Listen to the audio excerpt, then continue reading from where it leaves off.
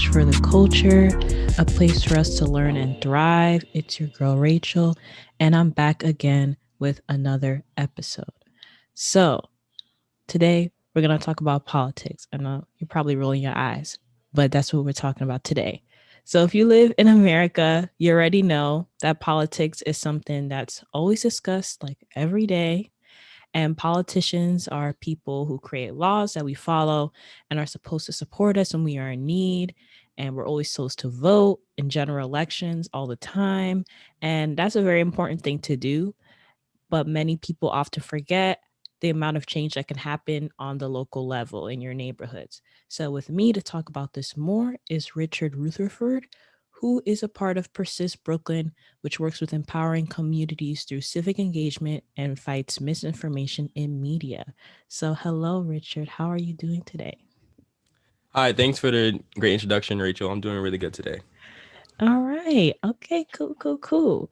So first I wanted to ask you what made you interested in politics to begin with? Because I know that's something many people are like, yikes, I don't want to do that shit.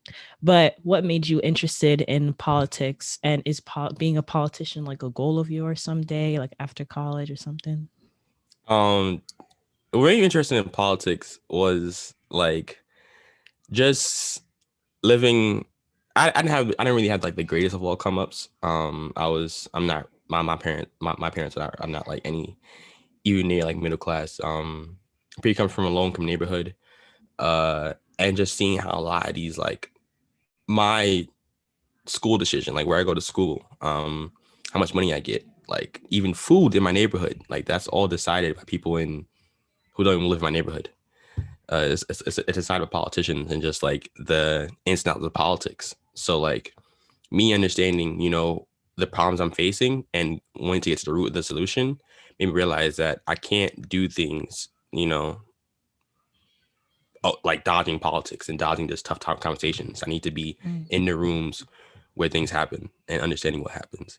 And honestly, I don't want to be a politician. Nothing too is um yeah, like a lot of these people like who control politics aren't even politicians. Like it's just sad, Mm. but like a lot of there's like are the plutocracy, the people who own the corporations, the own the businesses, and even people who community organizers too. It's like even them, who are just like who don't make that much income, but have the Mhm. reach and I guess the following. Because honestly, when you get down to the grit of it, politics is just about having people to follow you, whether it's be through manipulation or be through positive and reinforcement of community. Mm. You said a lot of good stuff there. Oh my gosh. Like, yes, people ask me that too. Like when I was younger, like, do you want to be like? I think I see an Obama in you. You want to be a politician? I'm like, God forbid, I'm Mm-mm. not gonna be no politician. Yeah. Like, I'm sorry. There's no hate to the people listening Of that want to be a course. politician, but it's not for everybody. It's not for Hmm. everybody, and it's not for me. It's self-awareness at the end of the day. Yes, yeah, you just gotta be self-aware, and it's not for me. But like you said, like you could put impact like change in your communities in like so many different ways.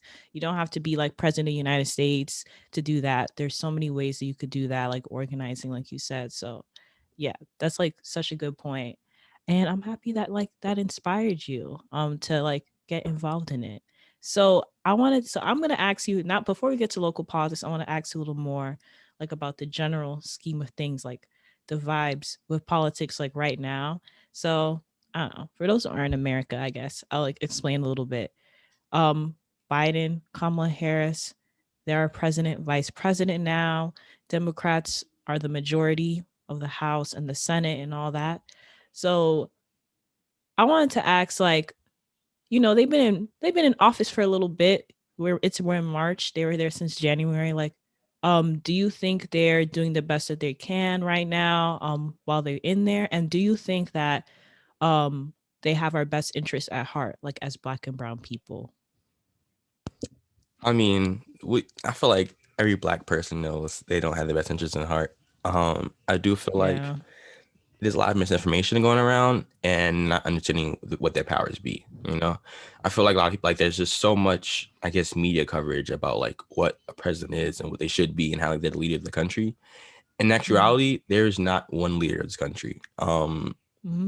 Which is also why I like urge people to read the Constitution, even if you don't want to read the Constitution because there's like 22 pages, like it's pretty long and it's like old jargon from like 1700s. I would say, oh, it's 1800s. Well, around that area because it was a long period to build the Constitution. Um, what I suggest is like talking to someone who does read it because it's just about they was trying to avoid monarchs. And what happens is that when we believe the president has as much power, right, we then also have a warped sense of reality with who has the power. So when we idealize like, oh, the president can do this X, Y, and Z, we don't we hold them accountable for everything that the Senate does, the House does, our local politicians is like federal government. It's just like there's honestly three big powers within checks and balances. So it's the executive branch, legislative branch, and the judiciary branch. So that is judiciary is the SCOTUS, Supreme Court. Mm-hmm. Legislative is the Congress, House and Senate, and then there's the executive, which is the president. They all work to they don't actually work together, but like that's who we should all look at. It's a holistic view. It's not just like pinpointing, oh, I'm blaming this on that. Mm. However, the president does have some power. Yeah. Um, Biden, I don't think he has the best interest in things. My thing is this, though. I feel like Democratic presidents, they don't catch a lot of flack from the black, I guess, people from a majority standpoint. Well, we live in New York, so it's like Mm-hmm. the state's blue, it's Democrat. Yeah. And what I see a lot of that, they cater and coddle to symbolism. So they'll be like, oh, hashtag Black Lives Matter, hashtag this. Yeah. And it's like, there's no really policies. I feel Mm. like with Trump, he was very nonchalant and he was like, I'm doing X, Y, and Z. I don't care how you feel, Mm. and I feel a lot of people hated that and didn't like that, but they didn't even look at his policy. Like people were so turned off by Trump that they wouldn't even look at, oh, what is he actually doing? Everyone pay attention to what he says. Same thing with Biden. Like, that's what I kind of do like though. It's just like how I don't like Trump. Okay, don't get me wrong. I do not like Trump at all.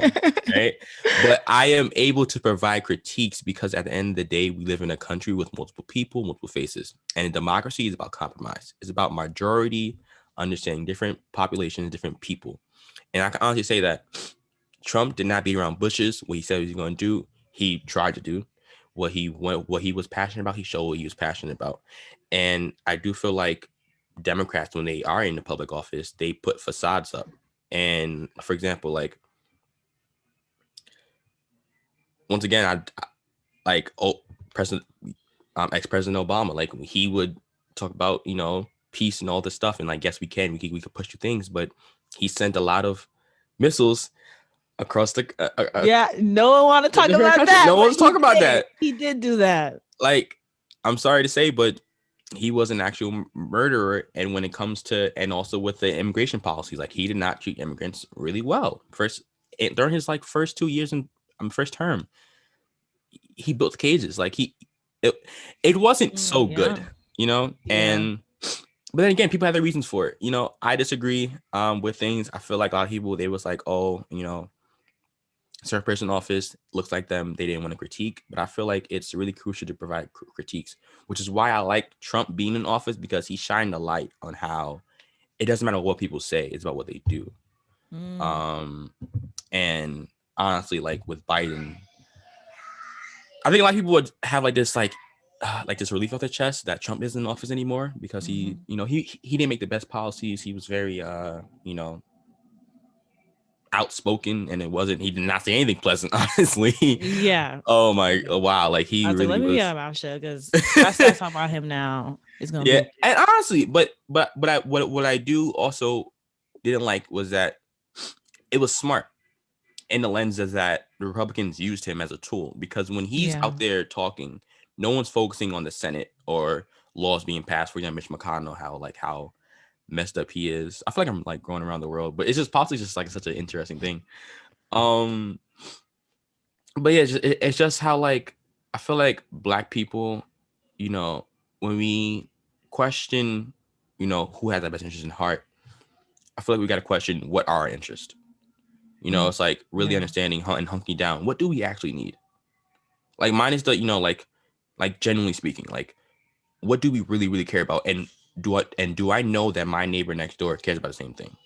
And it's like, how can I then, formulate a solution and then put people in office?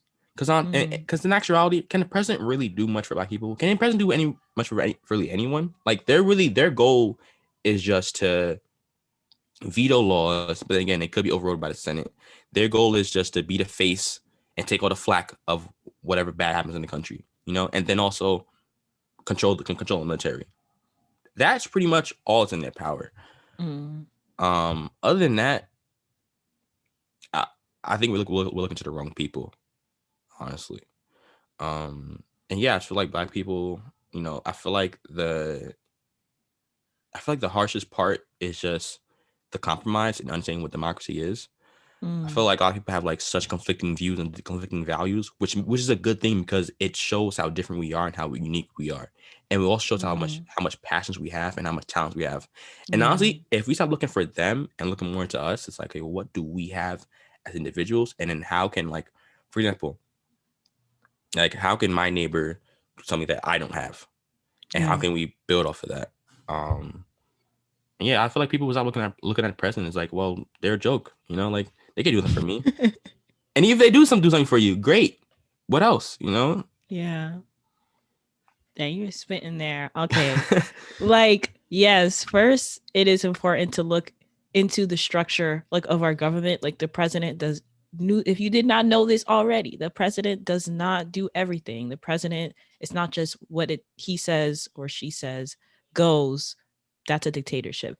Then like there's the Congress makes the laws, there's the Senate. If they don't pass that shit, it's not going to happen. It's clip, exactly. Like, and then the president's there, and then the Supreme Court is like, this is constitutional. This is not this is unconstitutional. Like, there's so many structures that get in the way of are things going to get done, and are things are going to get done. And like what you said, I've been saying for a minute. Like, I don't like Trump. I don't like Trump. I don't like Trump. Okay, but I think Republicans are more proactive in things. Like if they say they're going to do that shit, they're going to do that shit. They're not going to wait for anybody. They're not going to look in the Constitution and be like, well, people going to agree. How are people going to feel? No. If they want to like cut taxes for the rich, they're going to do it. If they're going to put people in cages, they're going to do it. If they're going to, I don't know, start a war, maybe they'll do that shit too. Because they just, I don't know, they don't really like care about people's emotions. They just do. And I'm not saying don't be empathetic, like, and don't be like, be an empathetic person. But I think what frustrates me about like Democrats is like, they know what to do, but they are so like reluctant. Yeah. Because of like their emotions, like how are people going to feel? Or like, oh, but like, we don't want to break the Constitution. We would break the rules. Like when, okay, a little throwback here. But when the new Supreme Court justice came, Amy Coney Barrett came because RBG died, RIP. There was talk like, oh, maybe we should like expand the Supreme Court. Like we don't necessarily have to have 9 people. Like if we want to like, because with more conservatives comes more people to block like things that we want to do. And people are like, yeah, do that shit. But then like, they're like, oh, but the talk just died down. They were like, maybe not. Oh, I don't know. And then it didn't happen.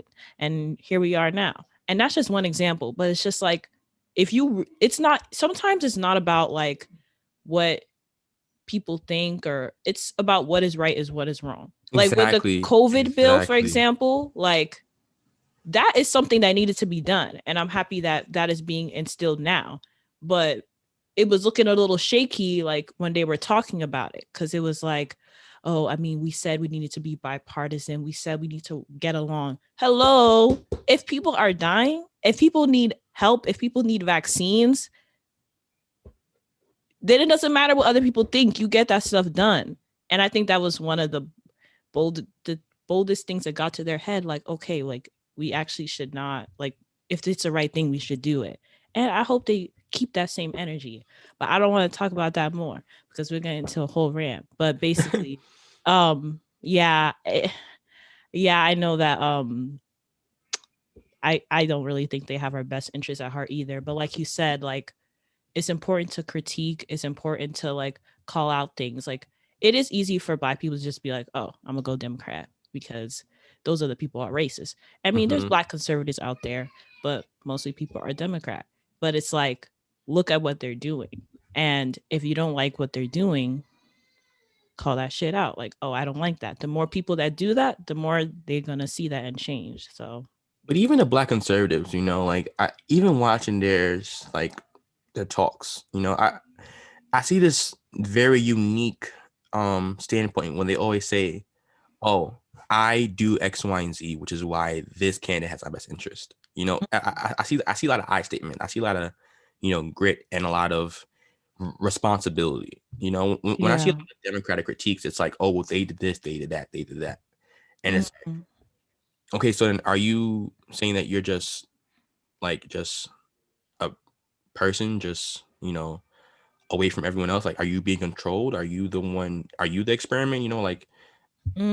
Yeah, yeah. Are you the victim? In a sense, and I just like I want to see more.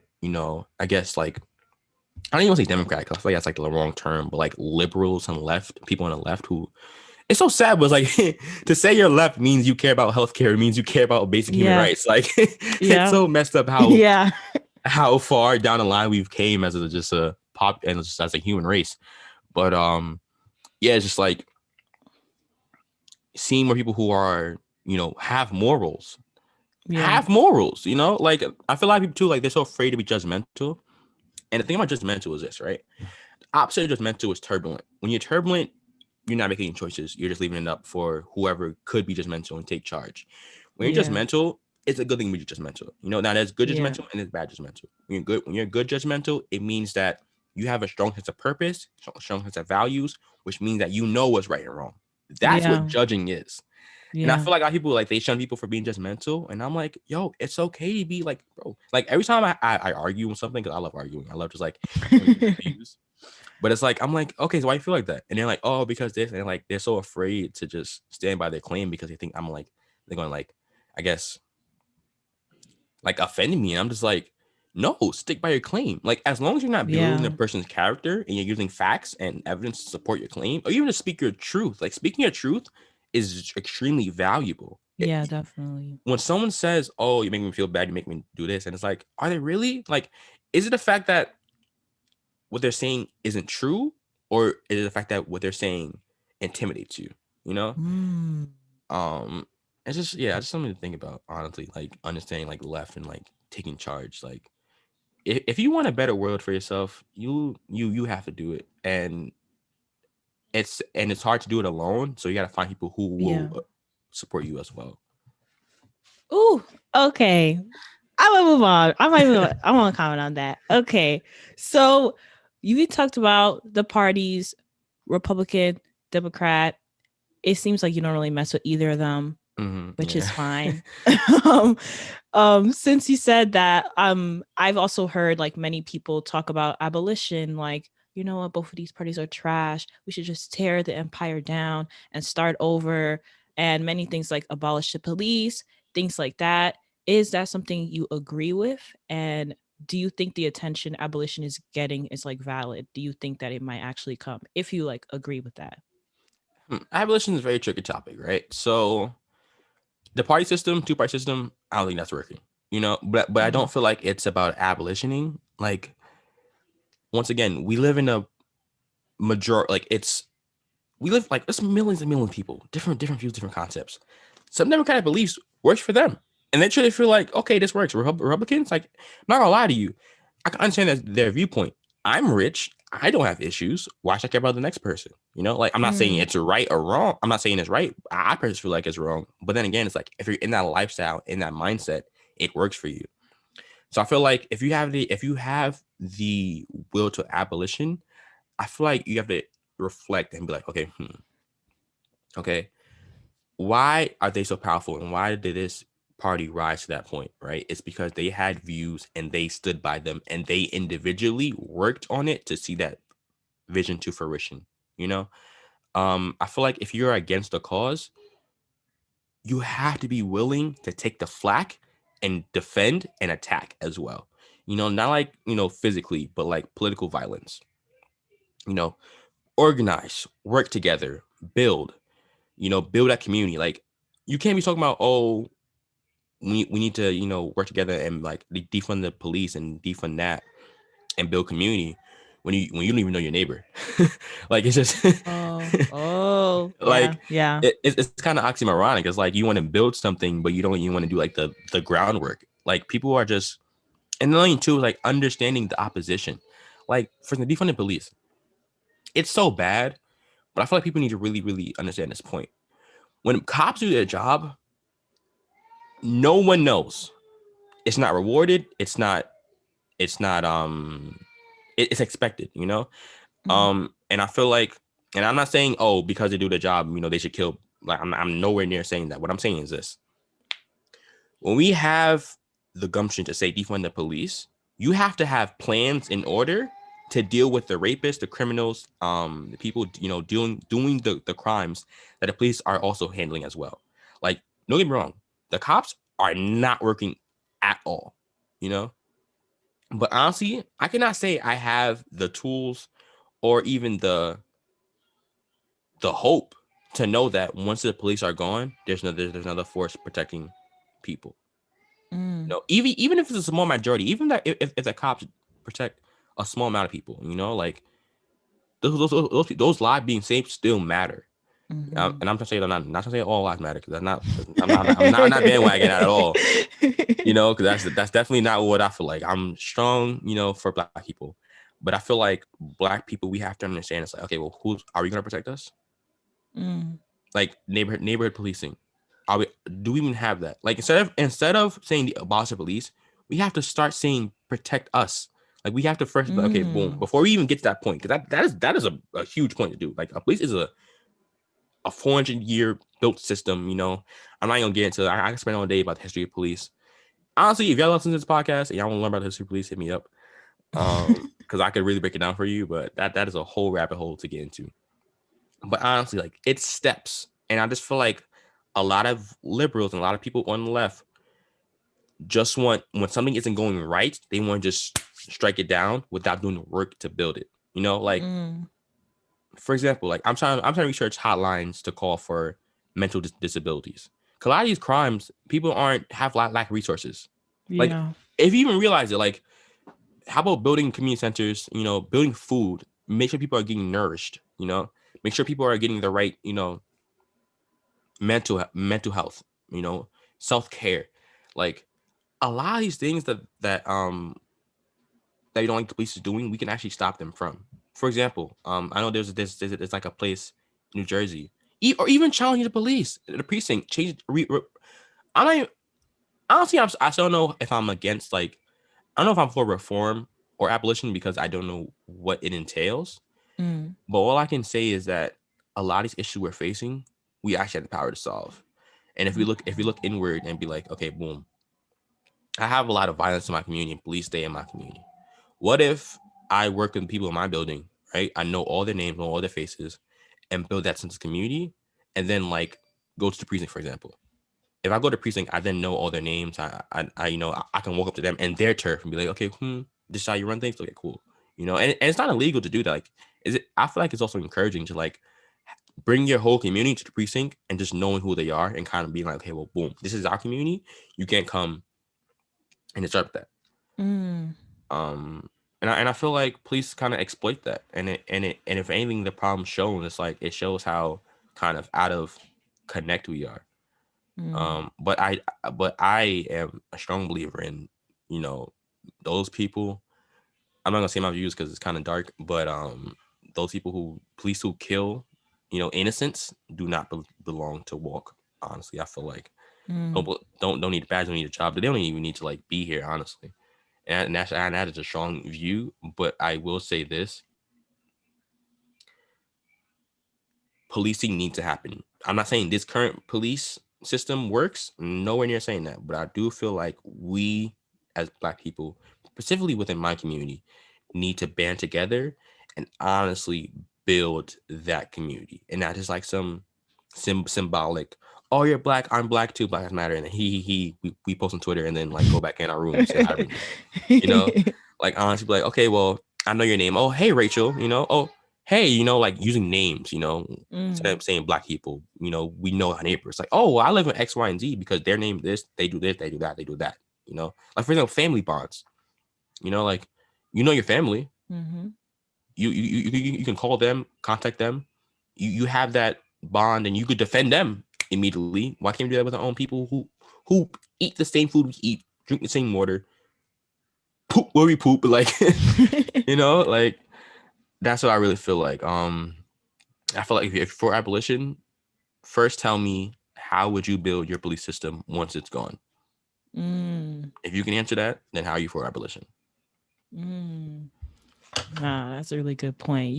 When you said like how like you don't even know your neighbor, like how are you gonna talk about community? You don't even know your neighbor. That's like a really good point. Like I think because America is such an in every person for itself, like we got to work for ourselves, for our family. We got to create this dream for our family. Like I don't want anybody stepping in the way. Like I mean, it's good to think about yourself, but it's like for all these big issues we're talking about, like Black Lives Matter, Me Too, all of that, you need people. You really can't do that for yourself just because you identify, just because you're Black, just because you're a woman or whatever. Like you need people. Like you cannot do it by yourself. Like all the things we have now, it wasn't just one person that bought everything out and this is what we are. No, it took hundreds and hundreds of people. So if you're trying to do something, you got to know who your community, know who those people are. And I'm not saying I don't want to know everybody in New York. Yeah. I don't know everyone, even in my own city. I don't know.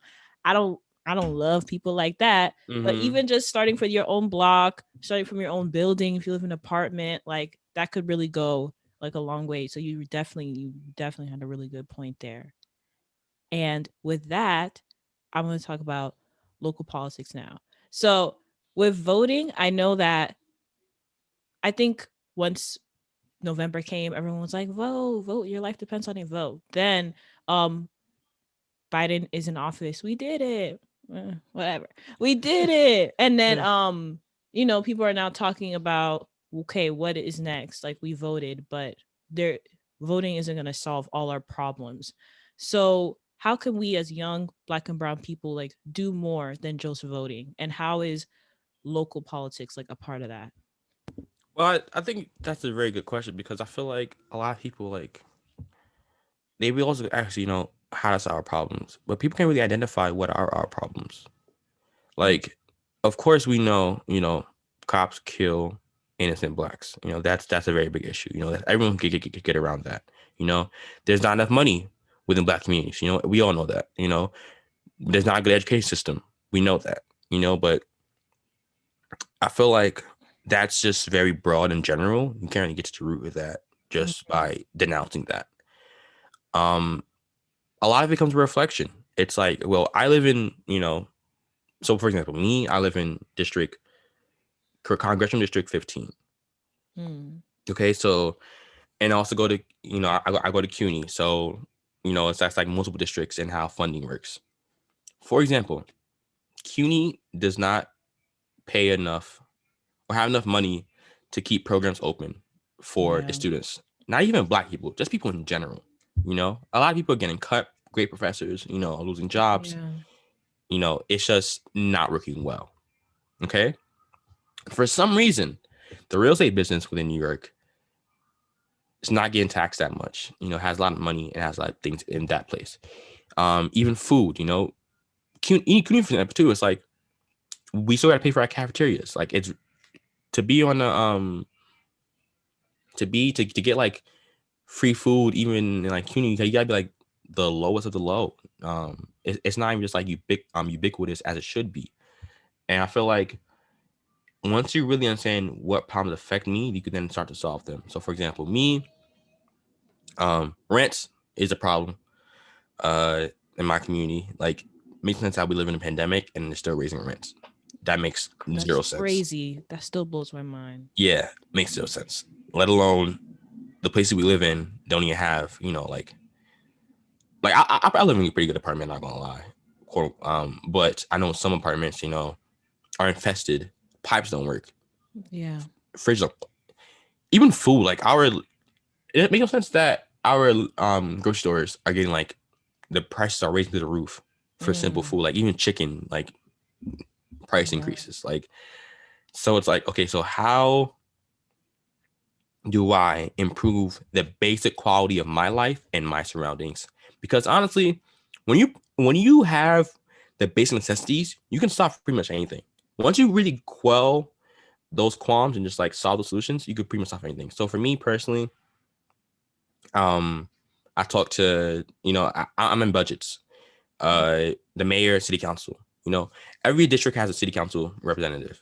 Talk to city council. Mhm. You could understand what money goes where. You could challenge that. You can even testify. They meet on Zoom. I think like every I know it's Thursdays. I think it's every first of the month, first and second of the month, depending on what issues they're talking about. Mm.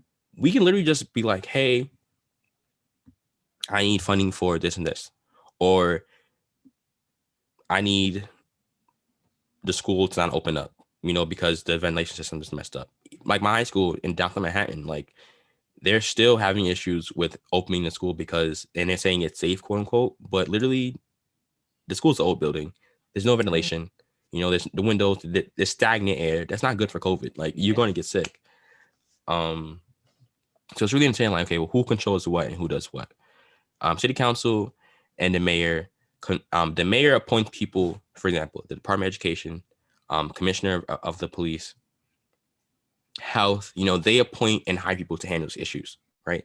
City council is like also combats the mayor and challenges them. City council is so good because they each have a district that they represent. We as people can be like, hey, city council, handle that. I need you to do this. But we have to contact them and we got to pressure them where they Mm. are, where they live, and emails and contact. Like a lot of people, like they just go to they march and protest. I'm not saying that's a good thing, but in actuality is like, how is the city council or the people who are in charge of the solution apart like hearing you, Yeah. um, and also like really understanding like who knows what. Um, for example, CUNY's defunding. Governor Cuomo, you see the budgets. It's like for the plan from 2015 to 2020, there was $175 billion budget for New York City. He put almost $90 million into transportation, MTA, the LaGuardia got a new airport. Great, but $14 billion, like not even 10%, like around 10% of the whole budget got dedicated to CUNY, SUNYs, state capital assets, and state healthcare facilities. So that means that his budget plan was 10% within healthcare and education. Two fundamental things for any civilization. He only put 10% of the budget in. And what happened was that in the pandemic, all that money went to healthcare. So that money was shared. So education got cut in like drastically. And Yeah. that's what we're seeing now. A lot of lives being lost for no reason. So I just refer and honestly, no one's talking about it. Challenging Cuomo. People talking about his allegations with, you know, derogatory comments to women and being inappropriate. Don't get me wrong, that is really important. But my thing is that it's not the only critique to have about him. Yeah. Yeah. Um, and yeah, but honestly, I feel like to local politics, even base level, with not even talking to politicians, I feel like even knowing us is like, okay, well, how am I doing? Do I got food in my fridge? Do I got heat? Do I got this? Okay, cool. So that means that I have some kind of privilege and I guess advantage than the rest. And understanding to local fridges, local food banks. Hey, are people eating? Do people have enough food? How can I help out? Or even just picking up trash in the neighborhood. Simple things like that, Mhm. you know? Because I know in the Bronx, like it's very polluted. Like Yeah. the air quality is Yes. not good at all. And I'm just amazed that people could be like, oh, no one cares about the Bronx, no one cares about this, but they just walk by trash and just walk by like just simple things like picking up trash. People think it's like it's so easy, and that literally improves. If everyone picked up trash, like that'll lessen the pollution in the air like drastically. One person went outside right now, picked up trash in their community. Like Mm. it's really that simple. I'm kind of going all over the place, but it's just like sorry, my brain is like just thinking Nah, about nah, everything. you're really spitting right now. Like a lot of things you were saying, like if you want to like and create change, if you want to like, okay, the politics are a hot mess, what am I supposed to do? Like, okay, what are the issues around you? Like what's going Mm-hmm. on? Because everyone, unless you're like Jeff Bezos, everyone has certain like issues around them. Like, is your school like underfunded? Do you live in a food desert? Do you even know what that is? Well, Mm-hmm. I could define it for you. Food desert is when you don't have access to healthy foods and you don't have access to grocery stores, supermarkets, and things like that. Do you know if you live in a food desert? Do you know if your school is getting like funded well? Like how is your neighborhood looking? Is it looking like a hot mess or is it looking clean? Like things like that. Do you even have heat? Do you even have water? Why is your rent so high? Or even just like school activities, like how are people feeling? Yeah. Can I create a group that inspires people to feel better? Like even then that's community. And I always say this: to tackle the big issues, you have to first improve the quality of life. Yeah. Definitely. Fundamentally, like you can't be like, oh, I want to abolish this, abolish that, but I don't eat. Like Yeah. I don't take care of myself. I don't take care of my family. I don't take care of this. You really have to first start with improving the quality of life. Once you get that foundation, you can then solve. You can literally solve the world. Like Yeah, the literally. the world is no obstacle. Once you can really feel like, okay, cool, I have this, place. Um, and yeah, that's honestly how I feel. And honestly, if you feel overwhelmed with that, I do feel like another too. I don't want to disregard people going through traumas, going through hard times, and they can't even deal with fathoming how to, you know, just do something. Mm-hmm. Um, once again, uh, if y'all need anything, like we also do, like BSU of CUNY. Yeah. There's also other things like contact, here. Uh, I'm pretty sure there's someone who knows who could also point you in the right direction. Because once again, we are here, and we are community. I don't want to spit things and be like, oh, don't talk to me. Like Yeah. um, rely on people. I'm not saying like rely on everyone because like of course bad. Not all skin folk are kinfolk, Yeah. but yeah, Yep. it's like really just go through the fundamentals, improving the quality of life, and then tackle the bigger issues. And if you don't know how to do that, talk to someone who does. Yeah. Yes. Literally improving the quality of life could solve so many issues. Even health. Like it's not just get vaccine and that's it. Like, especially okay, I'm gonna go a little pre-med here. But there's Mm-hmm. things like social determinants of health. And those things are what is impacting the way you live, the way you work, the way you play, the way you like breathe, all those things, what is impacting those things. And because it's not just about your physical body, like, am I doing well? If your area is polluted, that impacts your body. If Mm-hmm. your job, you're working a million hours a day, that impacts your body. If you don't even have a job at all, that will impact your body. You get stressed out, you put that on other people, and you can't feed yourself, things like that. It like all those little things around us, what's in our communities, it impacts your health, it impacts yourself. That's why we see like the areas that are low income, the areas with marginalized communities are the areas most impacted by COVID because they don't even have resources to begin with. So if you're going to add other viruses, other like pandemics, things like that, it's just going to make it worse. So yes, improving quality of life is the way to go. And for you to be able to do that, you got to know what's around you. you got to address those issues. If you can't, like we said, you're only one person, everyone has a lot of things going on with themselves. How do you know who to contact? Do you know like where to go? And there's people for every aspect of life. Mental health, food pantries are everywhere. um where to get like a job, even a little opportunity. So yes, definitely. You're spitting. Yes. I'm gonna go to the next question.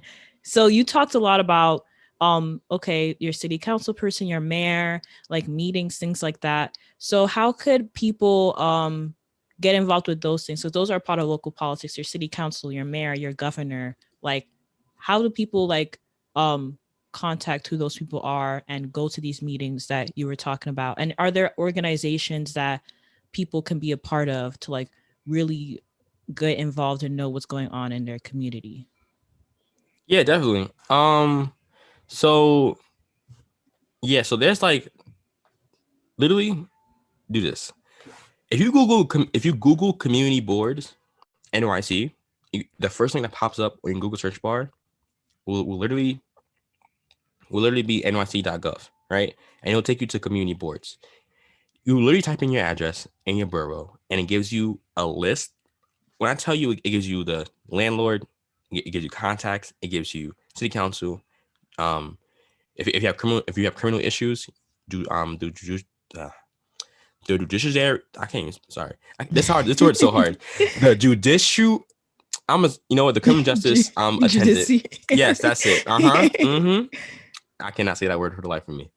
And yeah, like it gets you pretty much everyone in your neighborhood and districts and what and where you are and who pertains to who issue, right? That's a resource right there. Like you just Google that, type in your address. I know you know your address. Okay. Like everyone knows where they live. Okay. You know that. I don't know why you're trying to solve issues. Okay. But boom. That gives you that. Once you know that, you can just start Googling. Honestly, I'm cute buck. A lot of people like they get like, oh, how do that? Google it. Yeah. I don't want to sound like a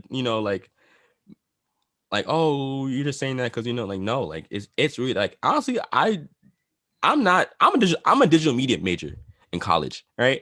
I do graphics and arts and I just create content for videos and edit audios and just edit things. I am nowhere a political scientist. I don't know like I'm not studying that. That's not what my avenue is. A lot of things that I know, I just Googled. And knowing, what's propaganda, what's fake news and whatnot. And also talking to my friends who are political scientists as well. Um, and yeah, organizations, there's a ton of organizations. They got NYC Votes. Even on Instagram, you can search NYC Votes. Persist Brooklyn, that I've been volunteering for. This I can't name them all because they're so ubiquitous. Like honestly, I will say this: once you start searching for answers, they will genuinely come to you, and I mean that wholeheartedly. Like once you really evaluate, hey, am I around people who want to be complacent, or around people who want to solve the problems and be a part of the solution? Once you start really evaluating your surroundings and evaluating who you want to be around and what you do on a daily basis, it's like, okay, boom. Do I just post hashtags or do I Google and do my research? And I'm not knocking no one down for doing things, but it's like it's really about self-awareness and reflection. So that's really my advice. NYC.gov community boards. You're gonna find it right then and there. Type in your address. I'm on it right now on my laptop and I'm looking at it. Like it's the first link. It's right there. It gives you assemblymen. They work on more local issues. Doing contracts. The comptroller. Giving money to different facilities, with healthcare facilities, business facilities, small businesses. Even if you have a small business, honestly, like there's a lot of new Black entrepreneurs, which is hella dope. There's even small business associations that will give you grants and give you funds and give you money, not even just like loans, genuine money, grants to build your business. And that's part of BNYC. Not gonna lie, it's kind of hard to like give it in an audio because this is a podcast, but I will be sure to like send the links and everything. Yeah, after. definitely. Like, yeah, that's definitely true. Like, I told my dad this. He be asking, "How do I do this?" I'm like, "You can literally Google it, sir." Okay, like for real. And the community boards, um, yes, like they happen like once a month, and they're virtual now because of the pandemic. And if you're in New York, it's for all the 5 boroughs. Pick a committee you want: youth, health, race, whatever. Pick one Whatever, honestly. and find the one in your neighborhood, and then the 10. You don't even have to talk. You could just listen. And then you know what's going on in your community. I think I'm in a community health class and they're making us go to one right now. And I'm about to go to a youth one tomorrow. And I'm excited because you get like a front row seat into people knowing, hearing what people are saying about your own community. And guaranteed there's one for every like state in America. Do I know them all? No, but that's what Googling's for. There is one for every state in America. And there is there then it goes down to your district. Then your district, it goes down to your the issues you want, like community, like youth, health, things like public safety with the police, things like that. So yes, I will. If you live, I know the NYC one, so I will put the link in the podcast description for you to find the community boards. But if you live in any other state, you could Google it and it will definitely pop up. And also knowing like the people who control different aspects of your area, because the president is not controlling like if your small business is going to get a loan. They're not controlling that. They're not controlling what money is getting into your school. They They're don't even control probably, the stimmies. Like yeah, they don't control the stimmies. That's that so is a crazy. whole that is cap. That is cap. I'm sorry to tell you, president not control the stimmies. You know, Yes, everyone's not saying money them. back, Joe. Joe got my semi. Joe does not have your semi. He just said this is the number I want. Now y'all take care of it. Okay? So like it's definitely important to know who is controlling what, like your assemblyman, your city council person, the mayor, the governor, all these different people. And if there's a issue, they come at the meetings once in a while, then you talk to them. Even Mm-hmm. things that are like I this is reminding me too of like when in the summer in New York, there was like a big Hurricane Karis. I said that wrong, but there was a big hurricane and it impacted like 100, 200,000, 300,000 people. And my house was included. And that was hell on earth because I was a week with no water. No, okay, I had water, but it was cold. It was hot and Mm-hmm. there was no AC and my food was going bad. Everything was going bad. And then my neighbor was like, "Hey, you want to come with me? I'm going to talk to the mayor." So she could come and fix it and call Con Edison and fix it. Like if you know the people who are have control over the issues in your neighborhood, you know who to talk to when there's a problem. And if you have issues in your neighborhood because like we said, the president is not controlling your stimmies, they're not controlling where the money is going, you go to those places, you have those conversations, or even just listening. Like, I don't like Zoom like that. If you just want to listen, take notes on it, that's fine. And also social media too. Social media, there's so many organizations very active on social media that are doing the work, informing people or are creating the committees, creating like mutual aid to people. Like when that storm happened in Texas, mutual aids popping up here or there. Oh, you need money, go to this mutual aid, go to that. It's kind of sad we rely on mutual aids, but I do appreciate like that people step up and do that. But But you even got then, that's politics though. Like mutual aid is like it shows you how you don't need government to operate. Like people think like, yeah, oh, I need that, I need that. Like, bro, you have all the power yourself. Like I like yeah, when I give power to people, it's not like oh like some like symbolic, metaphorical like oh inspiring thing. That's a genuine thing I'm talking about. Like, bro, you can do it. Like genuinely speaking, you can really do it. Like whatever you want to do, like you really can do it. And I'm just like not even like speaking like oh inspiring. Like I'm speaking straight facts. Like you'd be surprised once you put your mind to something, you can genuinely do it. oh wow, that's so true. That is not like a catchy phrase. Literally, Mm-hmm. the people in power only are like that because of the people. Without the people, they don't exist. Even with the royal interview, all that stuff, without the people, those royal people, they're dead. They're done for. They don't got money. So just keep that in mind. I'm gonna also ask, um, what change have you seen? Like being involved, you said you're in the community boards, you try to get involved in like community politics and things like that. Like what change have you seen being involved as like a young Black college student? Have you seen any change from being involved in all these things? I have seen change.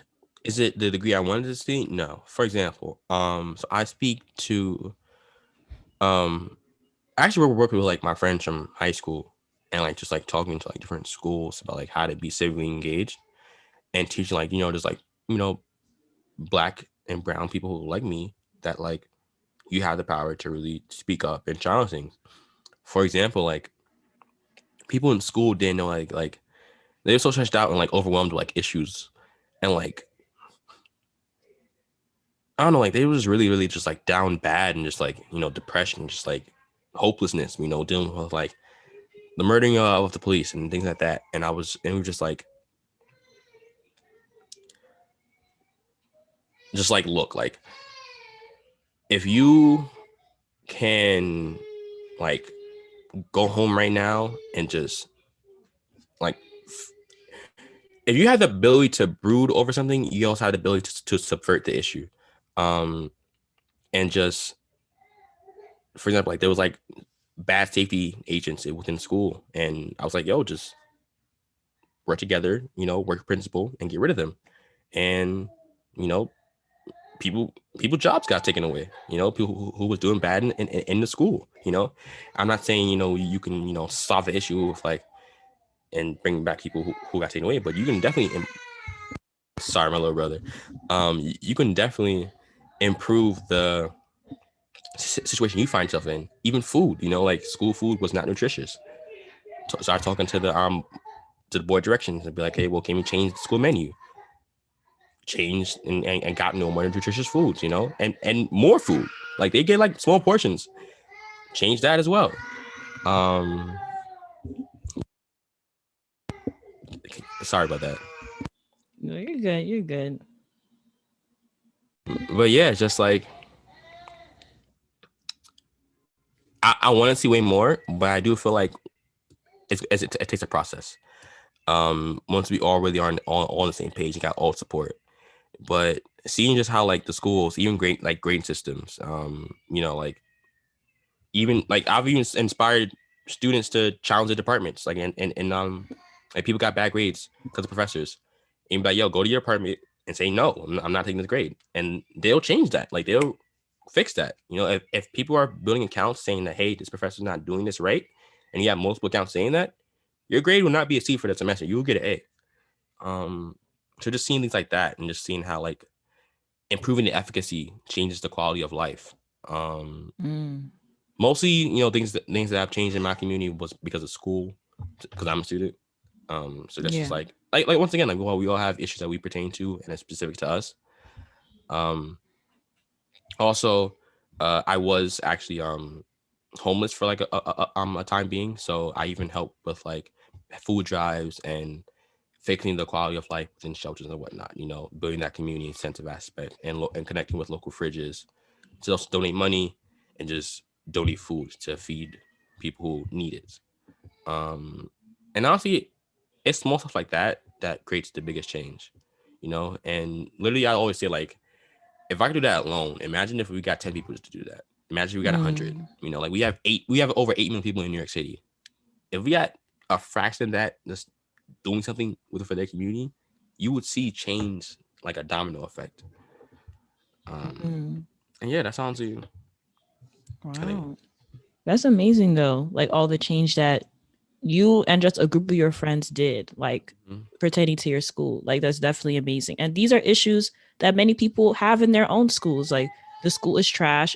I mean, not this. Well, some schools are trash, but like the Let's keep it schools, honest here. Yeah. but like the school's food is trash. It's unhealthy. Okay, how do you fix that? Who do you need to call to like fix that issue? Okay, some professors, they're grading me unfairly, they're grading mad people unfairly. I even had a friend tell me about that too, like, oh, one of my TAs is grading all of us unfairly and has a favorite. I'm like, I think all of y'all need to come together and call this person out. It doesn't make Hmm. sense that you have a lower grade than somebody else and you're both doing the same work. No.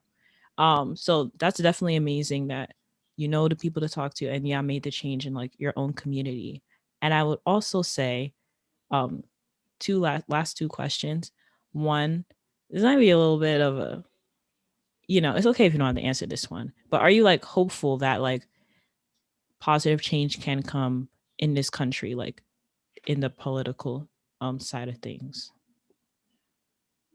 I am very, very hopeful simply because of the fact that when I looked at my ancestors and just like black people came into this country, you know how like just so many people, so many great people like Fred Hampton, for example. You know, he was Yeah. 21. Yeah, he's really young. Like it's so sad that he was, but like he was 21. He got the gangs, the drug dealers, white people, Hispanics, the Puerto Rican coalitions to really work together and build Chicago. And he had no money. It wasn't like he had like a big thing. He was rolling thing. Like he was just spitting, like just talking to people. Like, hey, how's your day? How you doing? Yo, you want to come down to this talk? And we can just all talk and just hash it out. Like, Mm. oh, we're both getting screwed by the government. You know, like let's fix that. Mm. You know, and it's funny because he had there wasn't like technology back then. There wasn't phones. There wasn't internet. You know, there wasn't ways of communication. He was doing the groundwork and just talking to people. You know, it's just like if we can just if that was to me that's easy. You know, in the lens that is feasible. Like if we could just do that, and now we have resources, we have internet. You know, we can Zoom. I'm talking to you right now over Zoom. You know, we're not even in Yeah. person, and we can still talk and commune. You know, we even have meetings with like different students. We can all sit in our homes without going outside, without being infected by the virus, Yeah. and strategize and communicate and build that community and build that urgency and build that efficacy to be like, you know what, we're going to challenge this. You know, for example, even food drives. They like a lot of things that they did was just like the Black Panther Party, for example. Like they realized that money wasn't circulating the way it should be in the community. So they was like, a lot of these people have kids, they want to work, but the parents can't work because they got to watch the kids. They're like, you know Yeah. what? Let's build daycares. Let me watch the kids at night, you know, while you work at night. Or you work during the day, I'll watch kids at during the day and we can swap and build that community. Or Mm. hey, I work at this food depot. We thought a lot. How many people? There are so many people who throw out food in It's these restaurants. that's so frustrating. Like that people just throw out leftover food. Oh my god. We could Nice, good food. literally just Crazy. we could literally just take the food home and feed it people and just solve those issues. It's just like, and that's nothing hard. And imagine once we have a lot of people in our community who are nourished, you Mm. know, have education, are being taken care of, you know, are being taught the things. Cause I see a lot of people.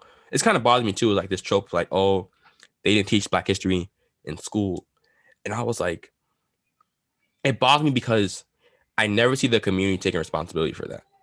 Like, if we know the institution is racist and we know the institution is that, why can't we rely on people who look like us to teach us about us? Now, I understand a lot of people don't know, but I know that people. I know people who know history and still complain about it, but they don't teach. Like, there was this one person I was talking to, and they was like, "Oh, you know, the school's messed up. They don't teach us about this." And I was like, "So why? So you know the history. Why aren't you going out to these schools, going out to these parents, and going out to these town halls and these group events to tell them?" And it was like, "Oh," and I thought it like that. And I was like, "That's, it's just um things like that. It's like once again the victim not relying on. If we know that people are not doing it right, don't rely on them. Do it yourself." Mm. So I'm very optimistic because I just know that, like through each adversity we face, we get stronger. And by new problems we face, we get more creative with new solutions. And honestly, like, I'm growing as an individual and I'm just one person. And if I can only imagine how we can grow as like a community, then like literally the potential is limitless. So I'm very optimistic, understanding how my history is and understanding how people got by with less resources than we even have now. Like Yeah. back then, it was like murder going outside your house. You know, now it's not to that degree. You know, but it's like I don't know. It just amazes me how like I can see people younger than me, people less resources than me do way more. Yeah. So I'm very optimistic, and I'm very passionate about like what the future brings. Yes. That's definitely a good point. Like hope is like I think people think if I'm a realist, I mean, it's good to be like realistic, but like that pessimism is going to drive these things. Mm-hmm. I mean, everyone has their own beliefs, but like personally, the only reason I'm going to try and wake up in the morning is because I see hope that the next day is going to be better than the day before. Mm-hmm. Like if you have hope that things are going to get better, it's so easy to be, racism is like happened all our lives, and sexism and like poverty happened since so long. But if they're it's not like they were here since the beginning of time. So like group of people created that stuff. Group of people created racism and sex and things like that. If there's a begin Yeah, this is what my Black Studies professor said. If there's a beginning, there is an end. Will it happen in your lifetime? I don't know, but there can be an end, and you have to be hopeful about that. If you want to see change in your community, or even changing the world, even change your community, even changing your family, you got to be hopeful that the change will actually come. So, definitely, like, I also agree, a good idea to be optimistic. It's very hard because the world be punching you with one thing or the other. Every day the news is negative. I totally understand, and there's times even I feel like, what the hell? Are things gonna get better? Like, what is this? But go to the people around you, hash it out, talk to each other, and remind yourselves, why am I waking up in the morning in the first place? What is the end goal here? What do I want to solve? And yeah, just be hopeful, gotta be optimistic, and do the work. And last question is, we talked about a lot of things today, a lot of different things, but what is one of the most important things people should take away from getting involved in local politics, all the things we talked about? I always say the most important thing is efficacy. Um, Not in politics, just with life, with anything, your personal goals, whatever your passions and whatnot. Believing you can do, truly believe in it. Like, not I'm not saying be naive, because that's not what I'm saying. Like, be realistic, but realistic optimism literally saves lives. Not only to the point just to survive, but also to thrive. And if you can improve your efficacy and improving your belief to do, also surround yourself with people who can do. All right. Mm, Truly checking your friends. Because I'm not gonna lie, a lot of people don't want to do something, don't want to do things, and that's them. But we have to understand is like to have empathy for a more optimistic and a more better future. To be like, okay, you know what, you're not here right now. I can support you, but I need to find my support as well. You know, so I always say like how to find the efficacy, just improve your quality of life and surround yourself with people who have the same and not necessarily passions, because we all unique as individuals, but surround yourself with people who have empathy, surround yourself with people who are mm, optimistic, because it's really easy to be in depressing spots with people who are also not trying to um like have efficacy and improve. I know it's a lot easier said than done, don't get me wrong, but literally once you try and seek things out, they will come to you, and I truly believe that. mm. And that's a word. I'm not gonna add to that. Thank you so much for joining me, Richard. Like, you were dropping gems on gems on gems. Like, my whole room is full of gems right now. Where can the people find you and support any work that you do? um yeah, so let me think. I have Instagram. So I'm actually gonna click my Instagram right now. So my Instagram is at disopulence. So I read like a lot of like Latin stuff. So like Mm, disopulence is like Richie Rich in Latin. So okay. Okay. is yeah, it's D is at DIS underscore OPULENS. Yeah, I'll be on Instagram, honestly. I'm also working on a few projects. I'm working on Actions Media. So I hate the news. Honestly. Who Yeah, doesn't me hate the too. news? I'm trying to build my own media thing, and like I'm trying to launch that by the end of this month, and just really provide optimism and show how easy things are. Because I feel like a lot of the news dishes out information an overwhelmingly like an overwhelming bits and bytes with trauma attached to it. And I feel Mm, like that doesn't help anyone. Like, yeah. oh, this person died. Like, all you see is death on TV. Like, Yeah. it's really sad. All we Yeah. see is death. Like, literally, like, whether it be the cop, whether it be COVID, whether it be some other random things, it's always death. And it's like, Yeah.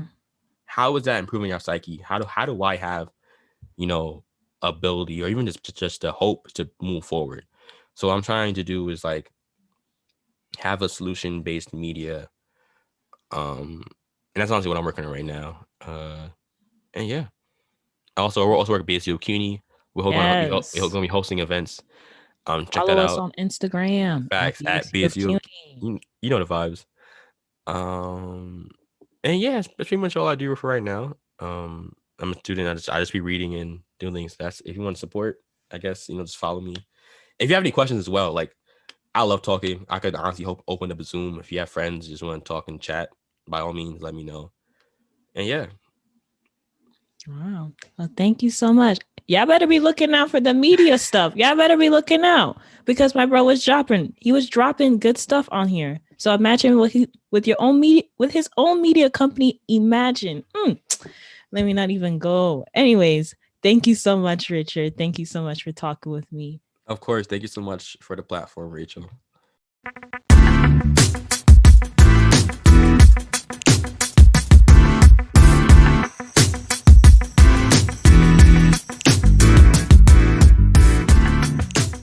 All right, y'all.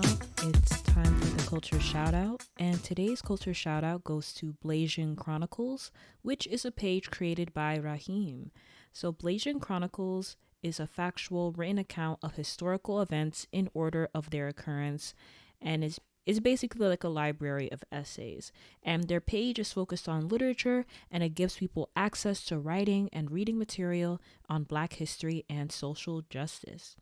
Over time, they would like to be able to have small zines or booklets to sell to an audience who want to learn more about Black history or social justice, but may not have access to the means due to spending money on books online or in a bookstore. They hope their platform will grow as well and become a safe space for POC to have conversations about literature and educate one another.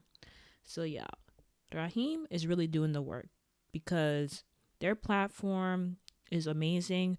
All the content that they post on their page is so informative and has many different aspects of BIPOC history. Like, even for Black History Month, they posted some really great stuff, and more is on the way. And it's so full of information that all of us as people of color should be learning about. So if that interests you, be sure to follow Blasian Chronicles at Blasian Chronicles _ on Instagram to read their amazing content. And if you want to shout out, feel free to hit me up on Instagram at College for the Culture, and you could be featured next time.